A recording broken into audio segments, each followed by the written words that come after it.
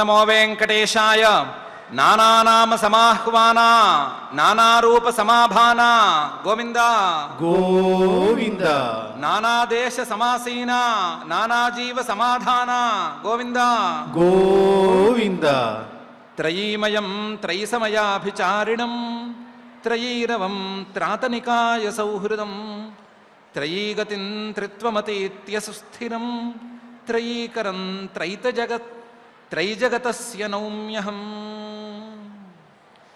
అని మహత్తమ హృదంతర నిరంతర నివాసి అయిన శ్రీనివాస పరమాత్మని భక్తిగా నమస్కరించుకుంటూ శ్రీశుకుల వారు ఉపదేశం చేసిన శ్రీమద్భాగవతం యొక్క అధ్యయన కార్యక్రమాన్ని ప్రారంభించుకుందాము. యథాప్రకారం ప్రారంభంలో ప్రార్థనా శ్లోకాలను చదువుకుని మంగళాచరణం చేసుకుందాము. శ్రీ గురు ప్రార్థన. గురుర్బ్రహ్మా గురుర్విష్ణు గురుర్దేవో మహేశ్వరః గురుః సాక్షాత్ పరం బ్రహ్మ తస్మై శ్రీ గురవే నమః. శ్రీనివాస ప్రార్థనా.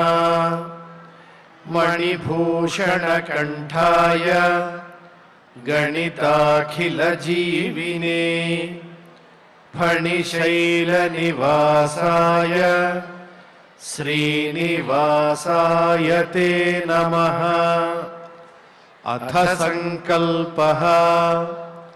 శ్రీమదాదివరాహ క్షేత్రే విరాజమానస్య నిత్యశుద్ధ బుద్ధ ముక్త స్వభావస్య లీలాగృహీత విగ్రహస్య శ్రీ పద్మావతీ జానేః అనుగ్రహేణ అస్మాకం సర్వేషాం బుద్ధిశుద్ధ్యర్థం విద్యాభివృద్ధ్యర్థం భక్తి జ్ఞాన వైరాగ్యాది తదనుకూల సర్వసంపత్ సమృద్ధ్యర్థం శ్రీ పరమేశ్వర ప్రీత్యర్థం శ్రీమద్భాగవత పాఠం కరిష్యామహే. అస్య శ్రీమద్భాగవత స్తోత్ర మహామంత్రస్య నారద ఋషిః బృహతి ఛందః శ్రీకృష్ణః పరమాత్మా దేవతా బ్రహ్మ బీజం భక్తిశక్తిః జ్ఞానవైరాగ్యే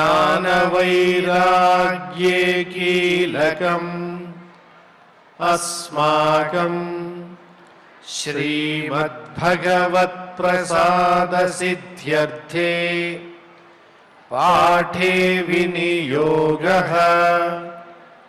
ధ్యానం నారాయణావరరసారుహరమ్యదేశే ద్వీపప్రజాతశుకసూతరవాభిరామే సంసారఘోరఖరసూరకరావరోధే ఆరామ ఆరమత భాగవతే భవార్తాః. శ్రీ గురుభ్యో నమః. శ్రీశుకుల వారు సూర్యుడి యొక్క గతిని, ఆ గతి ద్వారా తేలేటువంటి దిక్కుల్ని, ఆ గతి ద్వారా తేలేటువంటి సమయాలని, మానవులకు ప్రత్యేకించి భూలోకంలో ఉండేటువంటి వారికి వీలుగా ఉండేటువంటి విశేషాలని ఏ విధంగా నిర్ణయించాలి అనే విషయం మీద తన ప్రసంగం ఇస్తున్నారు. అయితే భూమి మీద ఉండేటువంటి మానవులకు ఉపయోగపడేటువంటి సమయాలే అయినా, వాళ్లకు ఉపయోగపడే దిక్కులే అయినా లెక్కల్ని మాత్రం భూమి నుంచి చెప్పటం లేదు. మానసోత్తర పర్వతం అని చాలా దూరంగా ఉండేటువంటి ప్రాంతం నుంచే చెప్తున్నారు. దానికి కారణం ఇది ఉపాసనార్థం కూడా చెప్పేటువంటి వ్యవహారం, ఉపాసనకు పనికొచ్చేటువంటి వ్యవహారం కూడా ఇందులో ఉంది అని.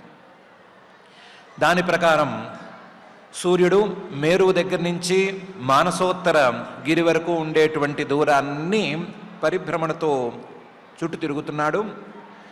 ఆ చుట్టూ తిరగటంలో తూర్పు వైపు, మానసోత్తర పర్వతానికి తూర్పు వైపు ఉండేటువంటి ఇంద్రుడి దేవధానిని, దక్షిణం వైపు ఉండేటువంటి యముడి సంయమనిని, అలాగే పశ్చిమ దేశంలో ఉండేటువంటి వరుణుడి నిమ్లోచనిని, ఉత్తర దేశంలో ఉండేటువంటి కుబేరుడి సౌమ్య అనేటువంటి నగరాన్ని, నాలుగిటిని క్రమంగా చుడుతూ వస్తున్నాడు.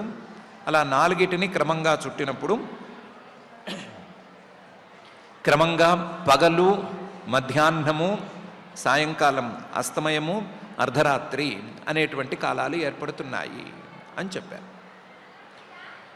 ఇది మేరువు దగ్గర నుంచి మానసోత్తర గిరి వరకు సూర్యుడి యొక్క పరిభ్రమణ మార్గం కాబట్టి, పరిభ్రమణ వృత్తం అనేది ఇలా ఉంది కాబట్టి, తత్రత్యానాం దివసమధ్యంగత ఏవ సదా ఆదిత్యస్తపతి సవ్యేన అచలం దక్షిణేన కరోతి అనేటువంటి విశేషం మాత్రం ఉంటుంది అని చెప్తున్నారు.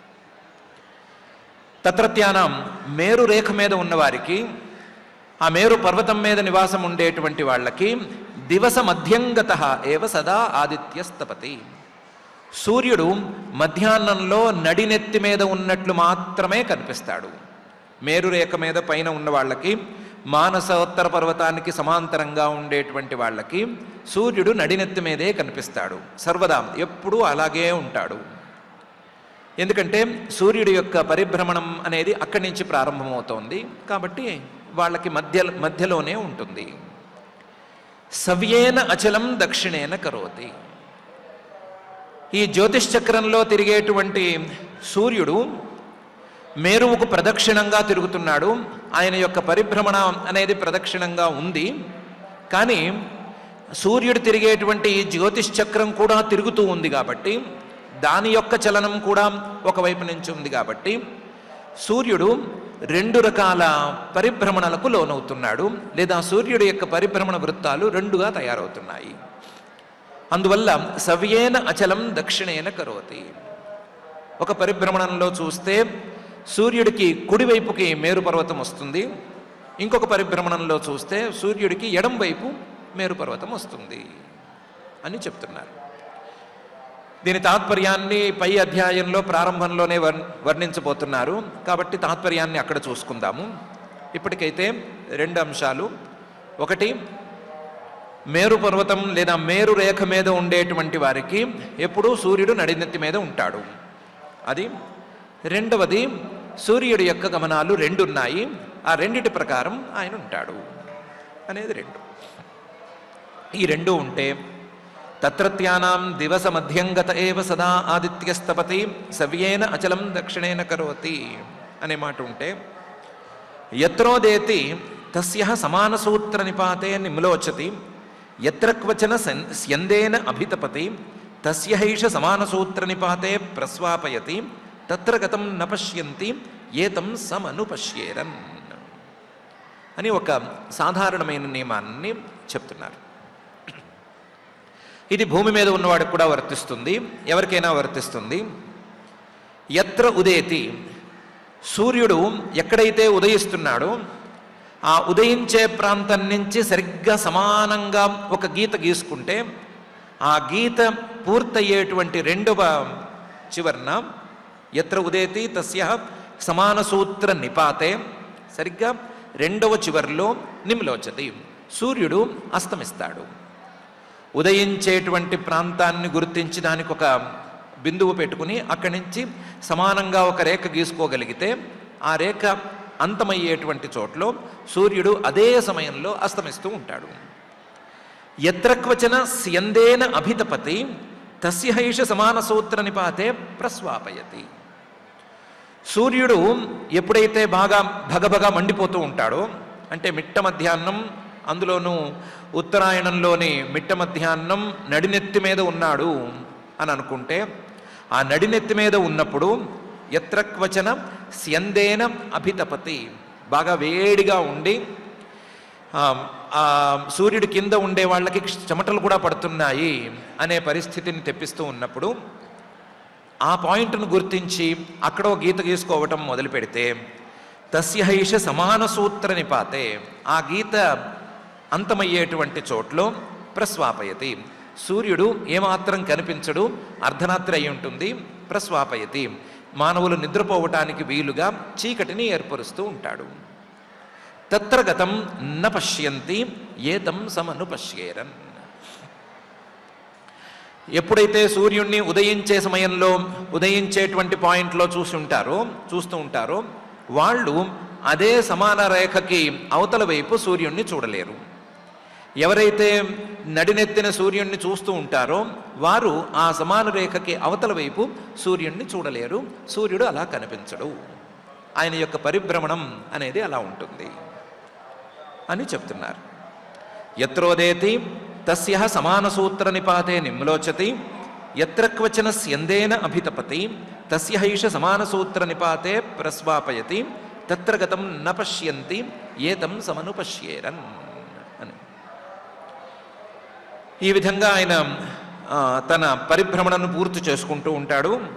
నా పరిభ్రమణను పూర్తి చేసుకోవటంలో యదాచ ఐంద్రియా పుర్యా ప్రచలతే పంచదశ ఘటికాభిః యామ్యాం సపాద కోటిద్వయం యోజనానాం సార్ధ ద్వాదశ లక్షాణి సాధికాని చ ఉపయాతి అనేటువంటి లెక్క ఒకటి వస్తుంది.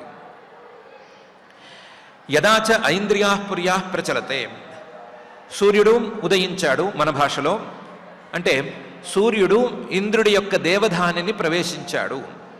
శ్రీశుకుల వారు ఇప్పుడు చెప్పినటువంటి మాటల్లో అక్కడి నుంచి మధ్యాహ్నానికి వస్తున్నాడు మన భాషలో. ఇంద్రుడి పురం నుంచి, ఇంద్రుడి నగరం నుంచి దక్షిణాన ఉన్నటువంటి యముడి నగరానికి వస్తున్నాడు శ్రీశుకుల వారు ఇప్పుడు చెప్పిన మాటల్లో. యదాచ ఐంద్రియా పుర్యా ప్రచలతే, ఎప్పుడైతే ఆ కదలిక ఆ గతి అనేది మొదలవుతుందో అప్పుడు పంచదశ ఘటికాభిః యామ్యాం సపాద కోటిద్వయం యోజనానాం సార్ధ ద్వాదశ లక్షాణి సాధికాని చ ఉపయాతి. ఈ ఇంద్రుడి యొక్క నగరం నుంచి యముడి యొక్క నగరాన్ని చేరటానికి ఆయనకి 15 ఘడియల కాలం పడుతుంది. 15 ఘడియలు అంటే మొత్తం 24 గంటల్లో 4వ వంతు అంటే 6 గంటలు, 6 గంటల భాగం పడుతుంది. ఉజ్జాయింపు లెక్క లేదా పగలు రాత్రి సమానంగా ఉండేటువంటి రోజులో ఉండేటువంటి లెక్క. ఈ లెక్క ప్రకారం 6 గంటల సేపు పడుతుంది. పంచదశ ఘటికాభి, ఒక ఘటిక ఒక గడియ అంటే 24 నిమిషాలు. ఆ 24 నిమిషాలు 15 ఘటికలు తీసుకుంటే 15 గడియలు తీసుకుంటే అవి 6 గంటల సమయానికి వస్తాయి. 6 గంటల సమయం ఈయనకి పడుతుంది. ఈ పంచదశ ఘటికాభి 6 గంటల సమయం 15 ఘడియలలో యామ్యాం దిశం ఉపయాతి, యముడి నగరమైనటువంటి సంయమనికి చేరతాడు. ఈ లోపల ఈయన సపాద కోటిద్వయం యోజనానాం సార్ధ ద్వాదశ లక్షాణి సాధికాని చ ఉపయాతి, 2,62,25,000 యోజనాల దూరాన్ని ప్రయాణించి ఉంటాడు. 15 ఘడియలలో ఈ మాత్రం దూరాన్ని ప్రయాణించి ఉంటాడు. సూర్యుడి యొక్క ఒక పరిభ్రమణ వృత్తం తాలూకు దూరం 9,51,00,000 దూరం ఉంటే గనక, యోజనాల దూరం ఉంటే గనక అందులో పావు భాగం రోజులోని 60 ఘడియలలో పావు భాగం సమయంలో 15 ఘడియల సమయంలో ఈయన పూర్తి చేసుకుంటాడు. 2,62,25,000 యోజనాల దూరాన్ని సూర్యుడు ప్రయాణించి ఉంటాడు 6 గంటల్లో 15 ఘడియల్లో అని చెప్తున్నారు. యదాచ ఐంద్రియా పుర్యా ప్రచలతే పంచదశ ఘటికాభిః యామ్యాం సపాద కోటిద్వయం యోజనానాం సార్ధ ద్వాదశ లక్షాణి సాధికాని చ ఉపయాతి. ఏవం తతో వారుణీం సౌమ్యాం ఐంద్రీం చ పునస్తథా అన్యే చ గ్రహాః సోమాదయః నక్షత్రైః సహ జ్యోతిశ్చక్రే సమభ్యుద్యంతి సహ వా నిమ్లోచంతి అని పైన కూడా చెప్తున్నారు. ఏవం చెప్పిన లెక్కలోనే, చెప్పిన సమయంలోనే, చెప్పిన దూరంతోనే ఆయన యముడి సంయమని నుంచి వరుణుడి యొక్క నిమ్లోచని వైపు ప్రయాణం చేస్తాడు. వెంటనే ఆగకుండా ప్రయాణం చేస్తూనే ఉంటాడు. దానికి కూడా 15 ఘడియల కాలమే పడుతుంది. దాని యొక్క దూరం కూడా మళ్ళీ 2,62,25,000 యోజనాల దూరమే ఉంటుంది. అక్కడి నుంచి మళ్ళీ వారుణి నగరం నుంచి సౌమ్యం, కుబేరుడి యొక్క నగరం, అక్కడికి ఇదే సమయంలో ఇదే దూరంతో ప్రయాణం చేస్తాడు. అక్కడి నుంచి మళ్ళీ ఐంద్రీం, సూర్యోదయానికి రావాల్సినటువంటి పాయింట్ కూడా ఇదే సమయంతో ఇదే దూరంలో ప్రయాణం చేస్తాడు. ఇది ఒకరోజు మనం అనుకునేటువంటి 24 గంటల లేదా 60 ఘడియల కాలంలో చేసే ప్రయాణం అయితే పునస్తథ మళ్ళీ అలా చేస్తూనే ఉంటాడు. మళ్ళీ మళ్ళీ మళ్ళీ మళ్ళీ ఈ ప్రయాణాన్ని సాగిస్తూనే ఉంటాడు అని ఒక భాగంలో చెప్తున్నారు. ఏవం తతో వారుణీం సౌమ్యాం ఐంద్రీంచ పునస్తథ, మళ్ళీ మళ్ళీ ఇలా జరుగుతూనే ఉంటుంది. ఇది కేవలం సూర్యుడికి మాత్రమే పరిమితం కాదు. అన్యేచ గ్రహాః సోమాదయ, చంద్రుడు మొదలైనటువంటి గ్రహాలు కూడా తమ తమ పరిభ్రమణ వృత్తంలో తిరుగుతూనే ఉంటారు. నక్షత్రైః సహ, నక్షత్రాలతో కలిసినటువంటి జ్యోతిశ్చక్రే, ఈ జ్యోతిశ్చక్రంలో, ఈ రాశి చక్రంలో సూర్యుడు తిరుగుతున్నాడు అని అనుకున్నటువంటి రాశి చక్రంలో చంద్రుడు మొదలైనటువంటి గ్రహాలు కూడా తిరుగుతూనే ఉంటారు. సమభ్యుద్యంతి సహవా నిమ్లోచంతి, ఆ రాశి చక్రంతో సహా ఉదయిస్తూ ఉంటారు, లేదా రాశి చక్రంతో సహా అస్తమిస్తూ కూడా ఉంటారు. రాశి చక్రం తాలూకు గతి లేదా నక్షత్రాలతో కలగలిసినటువంటి జ్యోతిశ్చక్రం తాలూకు గతి, దాని ప్రకారము కొంత విశేషాలను పొందుతారు. తమ యొక్క స్వగతి, వారికి ఉండేటువంటి గతి, ఆ గతి ప్రకారం వచ్చేటువంటి విశేషాలను కూడా పొందుతూ ఉంటారు అని శ్రీశుకుల వారు చెప్తున్నారు. ఏవం తతో వారుణీం సౌమ్యాం ఐంద్రీంచ పునస్తథ అన్యేచ గ్రహాः సోమాదయః నక్షత్రైః సహ జ్యోతిశ్చక్రే సమభ్యుద్యంతి సహవా నిమ్లోచంతి అని. అయితే ఇది కేవలం లెక్కల కోసం చెప్పేటువంటి వ్యవహారం కాదు. లెక్కల్లో చాలా చాలా తేడాలు వస్తాయి. ఎక్కడి నుంచి లెక్క వేస్తున్నాము, ఎందుకోసం లెక్క వేస్తున్నాము, ఏ సిద్ధాంత విశేషాన్ని పెట్టుకుని లెక్కలేస్తున్నాము అనేటువంటి విశేషాలను పెట్టుకుంటే లెక్కల్లో చాలా తేడాలు ఉంటాయి. నేను చెప్పేది లెక్కల కోసం కాదు, ఉపాసన కోసం అనే అభిప్రాయాన్ని చాలా సూక్ష్మంగా వెల్లడిస్తూ పైన ఇంకొక మాటను కూడా మహర్షి గారు చెప్తున్నారు.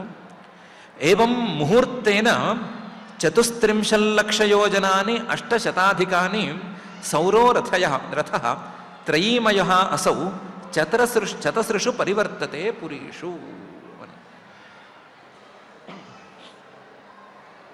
ఈ విధంగా ఏవం ముహూర్తేన, ఒక ముహూర్త కాలంలో, ముహూర్తం అంటే 2 ఘడియల కాలము, ఘడియ అంటే 24 నిమిషాలు అనుకున్నాం కాబట్టి 2 ఘడియలు ఈజ్ ఈక్వల్ టు ముహూర్తం అయితే అది 48 నిమిషాల సుమారు కాలం. ఇందులో 34 యోజనాని 800 సౌరో రథః పరివర్తతే. ఈ 2 ఘడియల కాలంలో 34,800,000 యోజనాలు ఈ సౌరోరథ, సూర్యుడి యొక్క రథం ప్రయాణం చేస్తూ ఉంటుంది.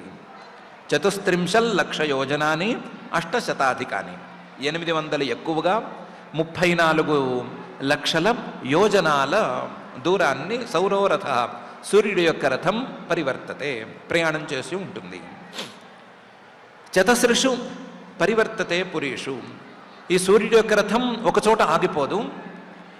తూర్పు దగ్గర నుంచి దక్షిణానికి, దక్షిణం నుంచి పడమరకి, పడమర నుంచి ఉత్తరానికి, ఉత్తరం నుంచి మళ్ళీ తూర్పుకి అని తిరుగుతూనే ఉంటుంది. ఆ తిరగటం అనేది నిరంతరం సాగుతూనే ఉంటుంది అని చెప్పి దీన్ని ఉపాసనార్థం వాడుకోవాలి అనటానికి సూచనగా సౌరో రథ త్రయీమయ, సూర్యుడి యొక్క రథం అంటే ఏమిటో అనుకునేరు. సూర్యుడి యొక్క రథం మిగతా వాళ్ళలాగా ఏదో మామూలు రథం కాదు, అది వేదమయమైనటువంటి రథం.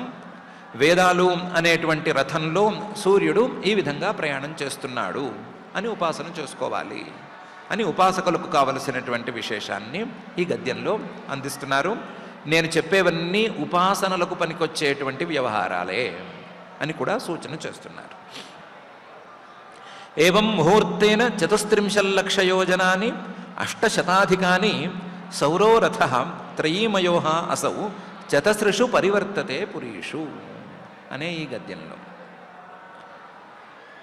దాని గురించే ఇంకొక విశేషాన్ని, యస్య ఏకం చక్రం ద్వాదశారం షణ్ణేమి త్రినాభి సంవత్సరాత్మకం సమామనంతి తస్య అక్షః మేరోర్మూర్ధని కృతః మానసోత్తరే కృతేతర భాగః యత్ర ప్రోతం రవిరథచక్రం తైలయంత్రచక్రవత్ భ్రమన్ మానసోత్తర గిరౌ పరిభ్రమతి అని చెప్తున్నారు. ఈ సూర్యుడి యొక్క రథం అనే దాన్ని తీసుకుంటే, వేదమయమైనటువంటి సూర్యుడి యొక్క రథం తీసుకుంటే, ఈ రథం యొక్క యస్య ఏకం చక్రం, ఒక చక్రం, ఆ చక్రానికి 12 అరం, మొత్తం 12 ఆకులుంటాయి. అంటే కడ్డీల్లాగా ఉండేటువంటివి 12 ఉంటాయి. 12 మాసాలకు ప్రతీకలుగా 12 అరలుంటాయి. షణ్ణేమి, రథానికి రథచక్రానికి చుట్టూ ఉండేటువంటి భాగాలు 6 ఉంటాయి. అంటే 6 ఋతువులకు ప్రతీకలుగా 6 నేమి భాగాలు ఉంటాయి.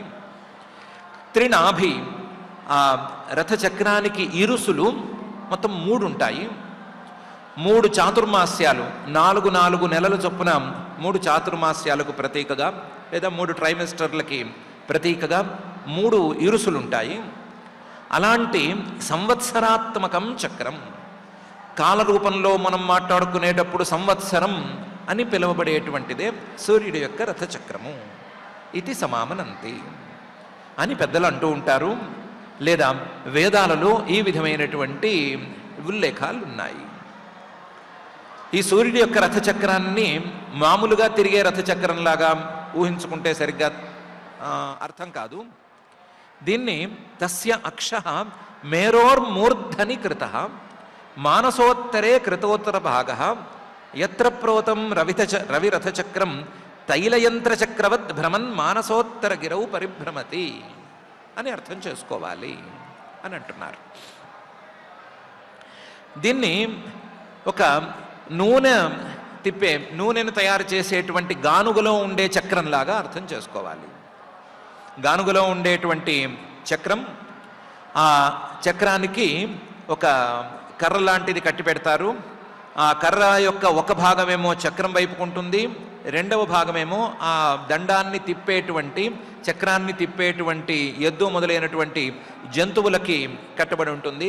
సహజంగానే అది ఎడం వైపుకు వస్తుంది. ఆ ఎడం వైపుకు ఒక దండము, కుడివైపుకు ఆ దండం యొక్క రెండవ భాగము అన్నట్లుంటుంది. అది అడ్డంగా తిరుగుతూ ఉంటుంది.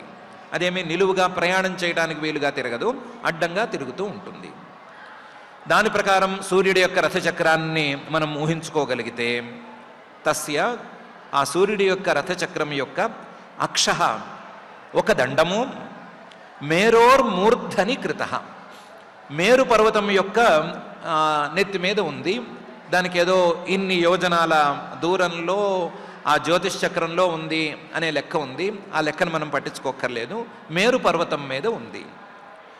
గానుగలో తిప్పేటువంటి చక్రం తాలూకు దండం ఎలాగైతే చక్రం మీద ఉంటుందో అలాగే చక్రం మీద ఉంది. మానసోత్తరే కృతేతర భాగః, దాని ఆ దండం యొక్క రెండవ భాగం, రెండవ చివర మానసోత్తర పర్వతంలో ఉంది. అక్కడి నుంచే కదా మనం పరిభ్రమణ మార్గాన్ని కొలుస్తూ వస్తున్నాము. కాబట్టి మానసోత్తరే కృతేతర భాగః, ఆ దండం తాలూకు రెండవ చివర మానసోత్తర పర్వతంలో ఉంది. ఈ మధ్యలో యత్ర ప్రోతం రవిరథ చక్రం, మానసోత్తర పర్వతానికి మేరు పర్వతానికి మధ్యలో ఉండేటువంటి ఈ దండాన్ని ఆసరాగా చేసుకుని రవిరథ చక్రం అనేది ఉంది. ఇది మనం ముందే అనుకున్నట్లుగా గుండ్రంగా అంటే నిలువుగా తిరగటం లేదు. తైలయంత్ర చక్రవత్ భ్రమన్, తైలయంత్రం నూనెను ఆడించేటువంటి గానుగులో ఉండే చక్రంలాగా అడ్డంగా భ్రమన్ తిరుగుతూ మానసోత్తర గిరౌ పరిభ్రమతి, మానసోత్తర గిరి వరకు పరిభ్రమణ మార్గాన్ని పూర్తి చేసుకుంటోంది. యస్య ఏకం చక్రం ద్వాదశారం షణ్ణేమి త్రినాభి సంవత్సరాత్మకం సమామనంతి తస్యాక్షః మేరోర్మూర్ధని కృతః మానసోత్తరే కృతేతర భాగః ఎత్ర ప్రోతం రవిరథచక్రం తైలయంత్రచక్రవద్ భ్రమన్ మానసోత్తరగిరౌ పరిభ్రమతి అని శ్రీశుకుల వారు చెప్తున్నారు. తస్మిన్నక్షే కృతమూల ద్వితీయోక్ష తుర్యమానేన సంమిత తైలయంత్రాక్షవత్ ధ్రువే కృతోపరి భాగ అని ఇంకొక విశేషాన్ని కూడా ఇందులో చెప్తున్నారు. తస్మిన్నక్షే, ఈ దీర్ఘంగా ఉండేటువంటి ఈ దండం ఉంది కదా, ఈ దండంలో మళ్ళీ ఇంకొక దండాన్ని అతికించారు. తస్మిన్నక్షే కృతమూల, ఈ అక్షంలో ఈ దండంలో ఇంకొక కర్రను కూడా అతికించారు. కృతమూల ద్వితీయ అక్ష, ఇంకొక దండం తుర్యమానేన సంమిత, ఈ దండం యొక్క కొలతలో పావు భాగంతో ఉంటుంది. సంమిత తైలయంత్రాక్షవత్ ధ్రువే కృతోపరి భాగ. ఇది కొంచెం నిలువుగా ఉంది. ఈ నిలువుగా ఉండేటువంటి ఈ దండం ధ్రువుడి దగ్గరకు ఉంది. ధ్రువే కృతోపరి భాగ, ఇదే అక్షానికి ఇదే దండానికి ఉంది. ఈ దండం నుంచి నిలువుగా ఉండేటువంటి ఈ రెండవ దండం ధ్రువుడి వరకు ఉంది అని, అది జ్యోతిషాస్త్రం ప్రకారం ఉండవలసినటువంటి వాయుపాశేన నిబద్ధోర్ధ్వభాగ అనేటువంటి తీరులో ఉంది. దాని ప్రకారం రెండవ దండం కూడా ఉంది అని చెప్తున్నారు. తస్మిన్నక్షే కృతమూల ద్వితీయ అక్ష తుర్యమానేన సంమిత తైలయంత్రాక్షవత్ ధ్రువే కృతోపరి భాగ అని.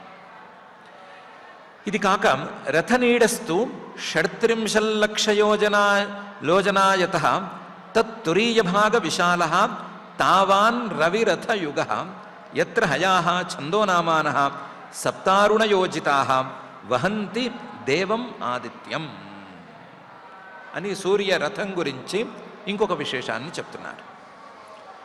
రథ నీడ, ఈ రథం సూర్యుడి తాలూకు రథం, ఆ రథాన్ని నిలబెట్టే, రథాన్ని తనలో ఉంచుకునేటువంటి వాయుమండలం లేదా రథోపవేశ స్థానం అనేటువంటి స్థానం, అది ఎంత మేరకుంది అంటే 36 యోజనాయత, 36 లక్షల యోజనాల వైశాల్యంతో ఉంది. సూర్యుడి యొక్క రథం 36 లక్షల యోజనాల వైశాల్యంతో ఉంది. తత్తురీయ భాగ విశాల తావాన్ రవిరథయుగ, ఈ చక్రం ఈ 36 లక్షల యోజనాల వైశాల్యంలో 4వ వంతులో ఉంది. తత్తురీయ భాగ విశాల తావాన్ రవిరథ యుగ. ఈ రథాన్ని లేదా ఈ రథ చక్రాన్ని లాగటానికి 7 గుర్రాలున్నాయి. సప్తాశ్వుడు అని ఆయనకి పేరు కూడా ఉంది కదా సూర్యుడికి. యత్ర హయాహ, 7 గుర్రాలున్నాయి. కాకపోతే ఈ గుర్రాలు మనం అనుకున్నట్టుగా రథాన్ని లాగినట్టుగా, రథచక్రాన్ని లాగినట్లుగా లాగలేవు. ఇవి గానుగలో ఉండేటువంటి చక్రాన్ని ఆ గానుగకు కట్టినటువంటి ఆ కర్ర కట్టినటువంటి ఎద్దు గిరగిర అడ్డంగా తిప్పినట్లుగా మాత్రమే తిప్పగలవు. అంటే చక్రానికి ఎడమ వైపున ఈ గుర్రాలున్నాయి. ఈ ఎడమ వైపున ఉన్నటువంటి ఈ గుర్రాలు యత్ర హయాహ ఛందోమనామానః, గుర్రాలు అంటే గుర్రాలు కావు. గాయత్రి, ఉష్ణిక్, అనుష్టుపు, బృహతి, పంక్తి, త్రిష్టుపు, జగతి అనే పేర్లతో ఉండేటువంటి 7 ఛందస్సులు లేదా 7 మీటర్స్, వేద మంత్రాలు ఉండటానికి వీలుగా ఉండేటువంటి అక్షర సంఖ్యను కొలిచేటువంటి సాధనాలు, ఛందస్సులు, అవే 7 గుర్రాలు. ఇవి సప్త ప్రధానమైనటువంటి ఛందస్సులు. త్రయీమయుడుగా, వేదమయుడుగా ఉండేటువంటి సూర్యుణ్ణి ఆయన వెళ్ళవలసినటువంటి చోటుకి తీసుకువెళ్ళేటువంటి ఛందస్సులు ఇవి 7. ఈ 7 ఛందస్సులని లేదా 7 ఛందస్సులనేటువంటి గుర్రాలని లాగటానికి లేదా సారథిగా పనిచేయటానికి అరుణ అని ఒక ఆయనకి సారథి ఉన్నాడు. ఆ సప్త అరుణ యోజితాః, ఈ 7టిని అరుణ అనే పేరుతో పిలువబడేటువంటి సూర్యుడి యొక్క సారథి లాగుతున్నాడు. వహంతి దేవం ఆదిత్యం, ఈయన సారథ్యంలో, అరుణుడి యొక్క ఈ సారథ్యంలో ఈ 7 గుర్రాలు సూర్యుడిని లాగుతున్నాయి. సుఖమైన భాషలో చెప్పుకోవాలి అంటే 7 ప్రధానమైనటువంటి ఛందస్సులలో త్రయీమయుడిగా, త్రయీ ప్రతిపాద్యుడిగా సూర్యుడు చక్కగా కనిపిస్తున్నాడు. అనేది సులభంగా చెప్పుకోదగినటువంటి విషయం. ఉపాసనకు పనికొచ్చే విషయం కూడా ఇంతే.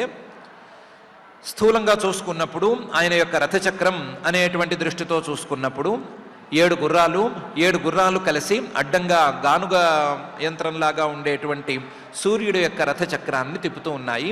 ఆ తిప్పటానికి వీలుగా అరుణుడు అనేటువంటి ఒక సారథి గారు ఉన్నాడు.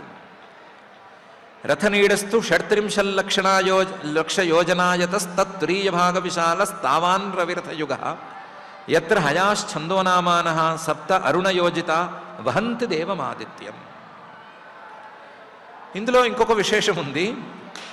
ఈ సూర్యుడి యొక్క సూతుడు లేదా సారథి అరుణుడు ఆయన సారథ్యం చేయాలి అంటే రథంలో ఎటువైపు తిరిగి కూర్చోవాలి అంటే గుర్రాల వైపు తిరిగి కూర్చోవాలి కదా. అలా కూర్చోడు. పురస్తాత్ సవితుర్ అరుణ పశ్చాచ్చ నియుక్త సౌత్యే కిల కర్మణి ఆస్తే, సౌత్యే కర్మణి కిల ఆస్తే అని దానికి విరుద్ధంగా కూర్చుని ఉంటాడు అని చెప్తున్నారు. అరుణుడు అనేటువంటి సవితు సూర్యుడి యొక్క సారథి సౌత్యే కర్మణి ఈ సారథ్యం అనేటువంటి పనిలో ఉన్నాడు కదా. ఉన్నవాడు సవితు పురస్తాత్ ఆ సూర్యుడికి ఎదురుగా సూర్యుడికి అభిముఖంగా కూర్చుని ఉంటాడు. మామూలు కల్పనకైతే ఓ పెద్ద రథం ఉంది అనుకుంటే రథంలో సూర్యభగవానుడు మనం ఫోటోల్లో చూసినట్లుగానే తూర్పుకు తిరిగి కూర్చున్నాడు అని అనుకుంటే ఈ అరుణుడు సూర్య సారథి అనే ఆయనకి ముఖం పెట్టి ఆయనకి ఎదురుగుండా ఉన్నాడు. సూర్యుడు గనక తూర్పుకు తిరిగి ఉంటే ఈయన పశ్చిమాభిముఖంగా ఉన్నాడు. సూర్యుడు గనక పశ్చిమాభిముఖంగా ఉంటే ఈయన తూర్పుకు తిరిగి ఉన్నాడు. సూర్యుడికి అభిముఖంగా ఉన్నాడే తప్ప గుర్రాలకు అభిముఖంగా గుర్రాలు ఎటు తిరుగున్నాయో అటు లేడు.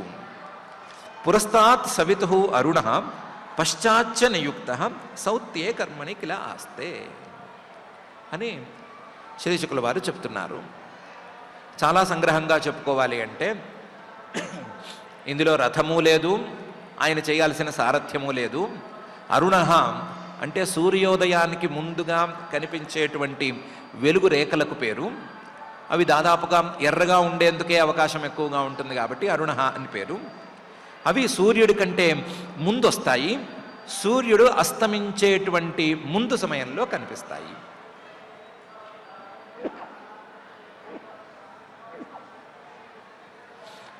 ఉదయానికి ముందు అస్తమయానికి ముందు కనిపిస్తాయి.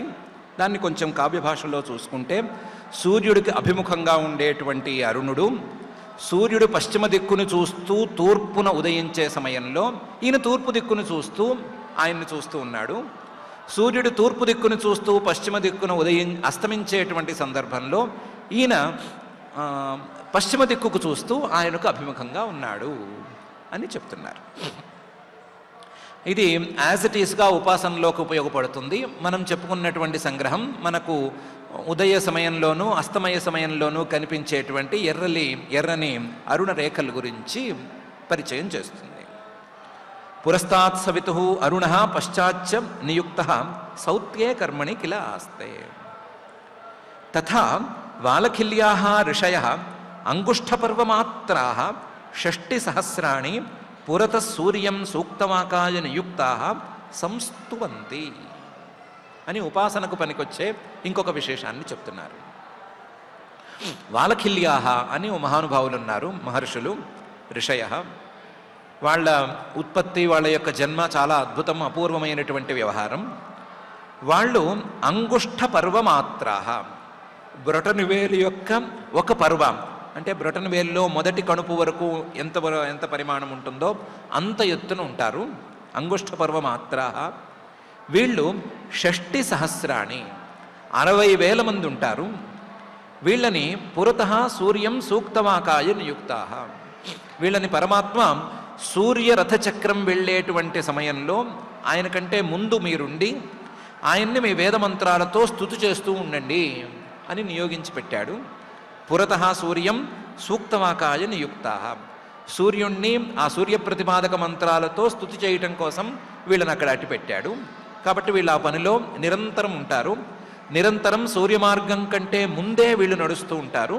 సంస్తువంతి సూర్యుణ్ణి స్తుతి చేస్తూ ఉంటారు అని చెప్తున్నారు. తథా వాలఖిల్యా ఋషయ అంగుష్ఠపర్వమాత్రా షష్ఠిసహస్రాణి పురత సూర్యం సూక్తవాకాయనియుక్తా సంస్తువంతి అని.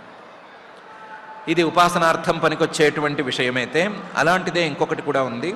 తథా అన్యే చ ఋషయః గంధర్వాప్సరసః నాగాః గ్రామణ్యః యాతుధానాః దేవాః ఇతి ఏకైకశో గణాః సప్త చతుర్దశ మాసి మాసి భగవంతం సూర్యమాత్మానం నానానామానం పృథంగ్ నామానః పృథక్ కర్మభిః ద్వంద్వశః ఉపాసతే అని ఇంకొక విశేషాన్ని గురించి కూడా చెప్తున్నారు.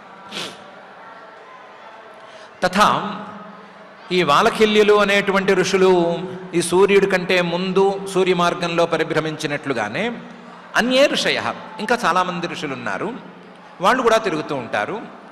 వాళ్ళలో కూడా ఋషయ ఇద్దరు ఋషులు, గంధర్వా ఇద్దరు గంధర్వులు, అప్సరస ఇద్దరు అప్సరసలు, నాగా ఇద్దరు నాగులు, గ్రామణ్య ఇద్దరు యక్షులు, యాతుధానా ఇద్దరు రాక్షసులు, దేవా ఇద్దరు దేవతలు అనేటువంటి వాళ్ళు జంటలు జంటలుగా, అంటే ఇద్దరిద్దరు లెక్కన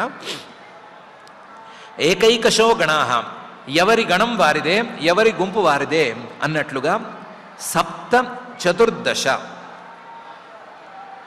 గణాల ప్రకారం చూసుకుంటే 7 అంటే 7 గణాలు ఋషులు, గంధర్వులు, అప్సరసలు, నాగులు, గ్రామణ్య అంటే యక్షులు, యాతుధానా రాక్షసులు, దేవాహ అనేవాళ్ళు 7 అనేటువంటి 7 గణాల వారు. చతుర్దశ ఇద్దరిద్దరేసి చొప్పున అనుకున్నాం కాబట్టి 14 మంది మొత్తం. 14 సంఖ్య, 7 గణ సంఖ్య అనేటువంటి తీరులో మాసి మాసి భగవంతం ప్రతి మాసంలోనూ భగవంతుడైనటువంటి సూర్యం ఆత్మానం తమ యొక్క స్వస్వరూపంగా భావిస్తూ నానానామానం ఒక్కొక్క మాసానికి సూర్యుడికి ఒక్కొక్క పేరు పెట్టుకుని లేదా వేదంలో ఉండేటువంటి ఒక్కొక్క పేరును తీసి పృథంగ్ నామానః వాళ్ళు కూడా వేరువేరు పేర్లతో ఉన్నా సరే పృథక్ కర్మభి వేర్వేరు కర్మలతో వేరువేరు ఉపాసనా మార్గాలతో ద్వంద్వశః ఇలా జంటలు జంటల కింద ఉపాసన చేసుకుంటూ ఉంటారు.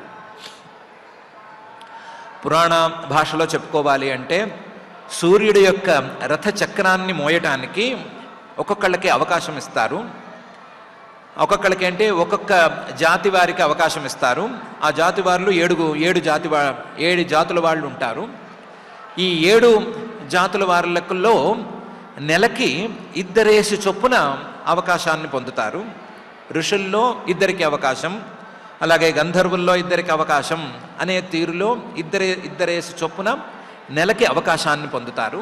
నెల రోజుల పాటు వాళ్ళు సూర్యుడి యొక్క రథచక్రాన్ని మోస్తూ సూర్యుడిని ఆత్మస్వరూపంగా భావించి ఉపాసన చేసుకుంటూ వాళ్ళు తమ యొక్క ఫలితాన్ని పొందుతారు అని ఉంది.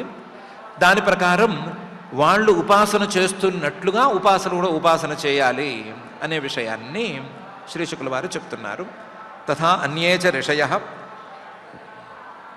గంధర్వాప్సరసః నాగాః గ్రామణ్యః యాతుధానాః దేవాః ఇతి ఏకైకశో గణాః సప్త చతుర్దశ మాసి మాసి భగవంతం సూర్యమాత్మానం నానానామానం పృథంగ్ నామానః పృథక్ కర్మభిః ద్వంద్వశః ఉపాసతే అని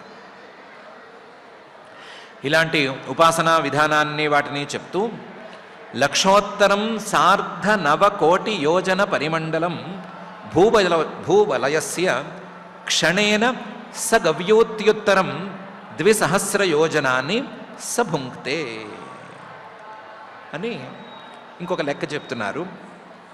లక్షోత్తరం సార్ధ 9 కోటి యోజన పరిమండలం 9,52,00,000 యోజనాల వైశాల్యం ఉంది అనుకున్నాం కదా పరిభ్రమణ వృత్తంది. లక్షోత్తరం సార్ధ 9 కోటి పరిమండలం కొంచెం ఉజ్జాయింపుగా చెప్పుకుంటే 9,51,00,000 యోజనాలైనా చెప్పచ్చు. ఆ పరిమండలాన్ని భూవలయస్య మహాభూమి యొక్క ఈ పరిమండలాన్ని క్షణేన ఒక్క క్షణంలో సగవ్యోత్యుత్తరం 2,000 యోజనాన్ని సభుంక్తే ఒక క్షణంలో అంటే 3 కనురెప్పల పాటు కాలంలో ఆయన 2,000 యోజనాన్ని 2000 యోజనాల వేగంతో సగవ్యోత్యుత్తరం 2 క్రోశాలు కలిసినటువంటి 2000 యోజనాల 2 క్రోశాల వేగంతో ఆయన తిరుగుతూ ఉంటాడు. సభుంక్తే ఆయన పరిభ్రమిస్తూ ఉంటాడు. క్షణానికి ఆయన పరిభ్రమణ వేగం, రోజుకు ఆయన పరిభ్రమణ వేగం, సంవత్సరానికి పరిభ్రమణ వేగం అనేది ఈ విధంగా లెక్కగట్టుకోవచ్చు అని చెప్తున్నారు. లక్షోత్తరం సార్ధ-9 యోజన పరిమండలం భూవలయస్య క్షణేన సగవ్యోత్యుత్తరం 2,000 యోజనాన్ని సభుంక్తే అని. దీనితో సూర్యుడి యొక్క గతిని వర్ణించేటువంటి పంచమ స్కంధంలోని 21వ అధ్యాయం 21వ అధ్యాయం 19 గద్య పద్యాలు కలిగినటువంటి అధ్యాయం ఇక్కడికి పూర్తయింది. పూర్తయిన తర్వాత ఈ అధ్యాయంలో చెప్పినట్లుగా సూర్యుడి యొక్క గతి, ఆ గతి వల్ల వచ్చేటువంటి విశేషాలు, ఆ గతి తాలూకు పరిభ్రమణ వేగం, అందులో ఉండేటువంటి ఉపాసనా మార్గాలు, వీటన్నిటినీ చెప్పి పైన కొన్ని కొత్త విషయాలను చెప్పడానికి శ్రీ శుక్ల వారు సమాయత్తం అవుతున్నారు. 22వ అధ్యాయంలో ఆయన సమాయత్తం అవుతూ ఉండగానే రాజోవాచ పరీక్షిత్ గారు ఒక ప్రశ్న వేశారు. ఏమని? యదేతద్ భగవతః ఆదిత్యస్య మేరుం ధ్రువంచ ప్రదక్షిణేన పరిక్రామతః రాశీనాం అభిముఖం ప్రచలితం చ అప్రదక్షిణం భగవతా ఉపవర్ణితం అముష్య వయం కథం అనుమిమీమహి ఇతి. సవ్యేనాచలం దక్షిణేన కరోతి అని తమరు సెలవిచ్చారు. మేరు శిఖరం మీద ఉండేటువంటి వాళ్ళకి ఎప్పుడూ దివస మధ్యంగత ఏవ సూర్యస్తదాసపతి అని అన్నారు. అది ఓకే. సూర్యుడికి 2 గతులున్నాయి. ఒక గతి ప్రకారం ఆయనకి మేరువు కుడివైపు వస్తుంది, ఇంకొక గతి ప్రకారం ఎడం వైపుకి వస్తుంది అని చెప్పారు కదా. యదేతద్ భగవతః ఆదిత్యస్య, ఈ సూర్యుడి యొక్క మేరుం ధ్రువంచ ప్రదక్షిణేన పరిక్రామతః, మేరువుని, మేరు పర్వతాన్ని అలాగే ధ్రువుణ్ణి కూడా ప్రదక్షిణంగా ఆయన తిరుగుతూ ఉంటే మేరు పర్వతం అనేది ఆయనకి ఎడం వైపుకే రావాలి కదా. ఎడం వైపుకి రావలసి ఉండగా రాశీనాం అభిముఖం ప్రచలితం చ అప్రదక్షిణం భగవత ఉపవర్ణితం. ఇంకొక గతి కూడా ఉంది, దాని ప్రకారం ఆయన అప్రదక్షిణంగా తిరుగుతూ ఉంటాడు అని కూడా చెప్పారు. దాని ప్రకారం చూస్తే మేరు పర్వతం ఆయనకు కుడివైపుకు వస్తుంది అని కూడా అన్నారు. అముష్య కథం వయం అనుమిమీమహి, ఈ విషయాన్ని మేము ఎలా అర్థం చేసుకోవాలి? ఒకే వస్తువు తిరుగుతూ ఉంటే ఆ తిరుగుతూ ఉండేటువంటి వస్తువు ప్రదక్షిణంగానూ తిరుగుతోంది, అప్రదక్షిణంగానూ తిరుగుతోంది అని ఎలా అర్థం చేసుకోవాలి అని అడిగాడు. యదేతద్ భగవతః ఆదిత్యస్య మేరుం ధ్రువంచ ప్రదక్షిణేన పరిక్రామతః రాశీనాం అభిముఖం ప్రచలితం చ అప్రదక్షిణం భగవతా ఉపవర్ణితం అముష్య వయం కథం అనుమిమీమహి ఇతి. దానికి సమాధానం శ్రీ శుక్ల వారు చెప్తున్నారు. సహోవాచ యథా కులాలచక్రేణ భ్రమత సహ భ్రమతాం తదాశ్రయాణాం పిపీలికాదీనాం గతిరన్యైవ ప్రదేశాంతరేష్వప్యుపలభ్యమానత్వాత్ ఏవం నక్షత్రరాశిభిః ఉపలక్షితేన కాలచక్రేణ ధ్రువం మేరుంచ ప్రదక్షిణేన పరిధావత సహ పరిధావమానానాం తదాశ్రయాణాం సూర్యాదీనాం గ్రహాణాం గతిరన్యైవ నక్షత్రాంతరే రాశ్యంతరే చ ఉపలభ్యమానత్వాత్ అని. దీనికి జ్యోతిషాస్త్రపరంగా చాలా చెప్పాలి, చాలా వృత్తాలు అవి రాసి చూపించాలి, దానికి భచక్రాలని వాటిని వేసి చూపించాలి, అవన్నీ వద్దు. సింపుల్గా ఒక దృష్టాంతంతో చెప్పుకోవచ్చు. ఆ దృష్టాంతంలో ఎంత ఉంటే అంత అర్థం చేసుకుంటే సరిపోతుంది అని చెప్తున్నారు. యథా, ఆ దృష్టాంతం ఎలా ఉందంటే కులాల చక్రేణ భ్రమత. కుమ్మరి అంటే కుండలను తయారు చేసేవాడు, పాటర్, అతను ఒక చక్రం లాంటిది పెట్టాడు. ఆ చక్రం గిరగిరా తిరుగుతోంది. గిరగిరా తిరిగేటువంటి చక్రం మీద మట్టి ముద్ద పెట్టి అతను ఏదో కుండో ఇంకోటో తయారు చేస్తున్నాడు. ఈ చక్రం గిరగిరా తిరుగుతోంది, తన మానాన తాను ప్రదక్షిణంగా తిరుగుతోంది. కులాల చక్రేణ భ్రమత సహ. ఆ కులాల చక్రం మీద, ఆ కుమ్మరివాడు తిప్పుతున్నటువంటి చక్రం మీద ఒక చీమ చేరింది. లేదా కొన్ని చీమలు చేరినాయి. ఈ చీమలు ఈ కుమ్మరి చక్రం తిరుగుతూ ఉంటే ఆ తిరుగుడికి కొంచెం భయపడి హడావిడి పడి అవి కూడా తిరగడం మొదలుపెట్టినాయి. కులాల చక్రేణ భ్రమతా సహ భ్రమతాం తదాశ్రయాణం పిపీలికానాం. కులాల చక్రం తిరుగుతోంది. తిరుగుతున్నటువంటి కులాల చక్రం మీద, ఆ చక్రం మీద చీమలు కూడా తిరుగుతూ ఉన్నాయి. అవి భయంగా తిరుగుతున్నాయి. ఈ కులాల చక్రం మీద ఉండేటువంటి చీమలు ఈ రెండిటి యొక్క గతి మార్గం ఎలా ఉంది అనేది ప్రశ్న. సరిగ్గా ఆలోచించి చూస్తే కులాల చక్రం, ఆ కుమ్మరివాడి చక్రం తిరిగేటువంటి గతి అది వేరు, దాని మీద హడావిడిగా తిరుగుతున్నటువంటి చీమల గతి అనేది వేరు. కులాల చక్రం తాలూకు గతి ఒకటే, కానీ చీమల తాలూకు గతి రెండు గతులు. ఒకటి కులాల చక్రం, తాము ఉన్నటువంటి కులాల చక్రం అది తిరుగుతుంటే వచ్చేటువంటి గతి. రెండవది తాము తమ ప్రయత్నంతో తిరుగుతుంటే వచ్చేటువంటి గతి. తదాశ్రయాణం పిపీలికాదీనాంచ గతిరన్యైవ. ఇప్పుడు కులాల చక్రం తిరుగుతోంది అనే సంగతి మనకు ఖచ్చితంగా తెలుస్తోంది, అందులో ఏం డౌట్ లేదు.